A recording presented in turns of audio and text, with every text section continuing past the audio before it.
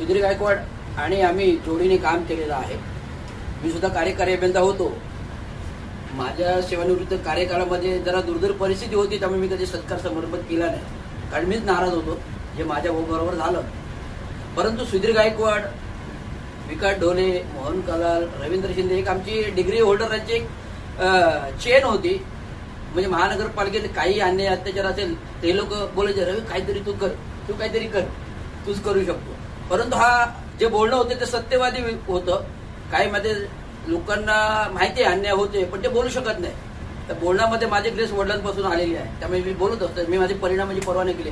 परंतु या महानगरपालिकेमध्ये जो अभियंता काम करेल तो बाहेरच्या जगात कुठेही काम करेल, हे मी पहिलं सांगतो. आज तुम्हाला माझ्यावरून दिसतच असेल, मी सेवानिवृत्त झालं तरी महापालिका सोडत नाही आणि महापालिका मला सोडत नाही.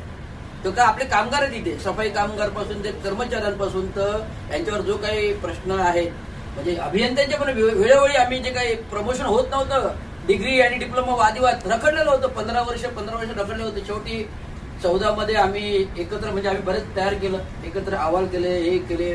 शेवटी जसवंत साहेब आले, नाही असीम गुप्ता आले आणि असीम गुप्ता समोर संपूर्ण बैठक झाली प्रमोशन बाबत. आणि हा वाद आम्ही कसा सोडवला, JR नुसार डिग्रीना प्राधान्य आहे, पण आम्ही डिग्रीना प्राधान्य आम्ही डिग्रीवाल्यांनी नाही घेतलं. आम्ही 50% समेट केला की बाबा 50% डिप्लोमा घ्या, 50% डिग्री घ्या. नाही तर आज जर आम्ही काय केलं नसतं तर ह्या पदापर्यंत कोणी आलं नसतं. ना इव्हन सुधीर गायकवाड आले असते, ना ढोले आले असते, ना रवींद्र शिंदे आले असते.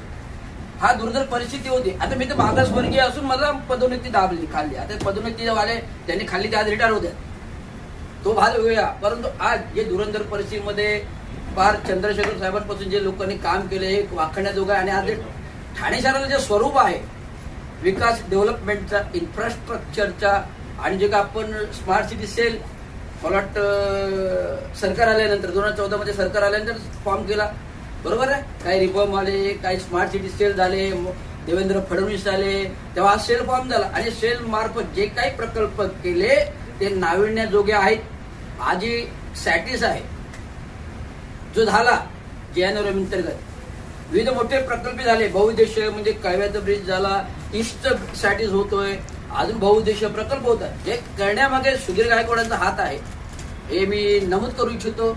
आणि मी मुद्दाम तारीफ नाही करत. जिथे चांगलं काम आहे तिथे चांगलं बोलतो, आणि तिथे मित्र जरी असेल खोटं काम केलं त्याला मी लाटाडणार, ही माझी भूमिका आहे. आणि ठेवायला पाहिजे.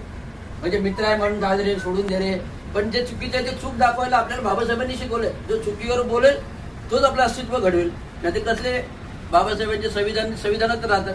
म्हणून आज या प्रसंगी सेवानिवृत्तीच्या दुर्धर 34 वर्षाचा का 35 वर्षाचा कालखंड असेल तर निष्कलंक म्हणजे भ्रष्टाचार मुक्त म्हणेल. पण मध्ये जी काही परिस्थिती आली ती राजकीय होती, त्यांच्यावर पण आली, माझ्यावर पण आली, पण ती राजकीय होती. परंतु आमच्याकडे कामामध्ये कुठेही सावळ गोंधळ नाही. टीट फॉर टॅट, जिथे जागेवर जे आहे ते सत्य, हे नाही ते नाही असे बोलणारे व्यक्तिमत्व सुधीर गायकवाड आहेत, रवींद्र शिंदे आहेत, ढोले साहेब आहेत, मोहन कलाल आहेत. म्हणून तर आज ते सर्वोपम चर्चेमध्ये आहे. त्यापैकी सुधीर गायकवाड जास्त चर्चेमध्ये BSUP ते अजूनपर्यंत साथ नाही जोडली. शेवटपर्यंत आलं तरी ऑर्डर द्यायचा आहे. त्यामुळे चांगल्या प्रकारे काम केलं, चांगल्या प्रकारे सेवानिवृत्ती होते, ह्याच्यामध्ये मोठा आनंद आहे. तर भावी पुढील त्यांनी ऍक्टिव्ह राहावं, हेच माझी शुभेच्छा आहे.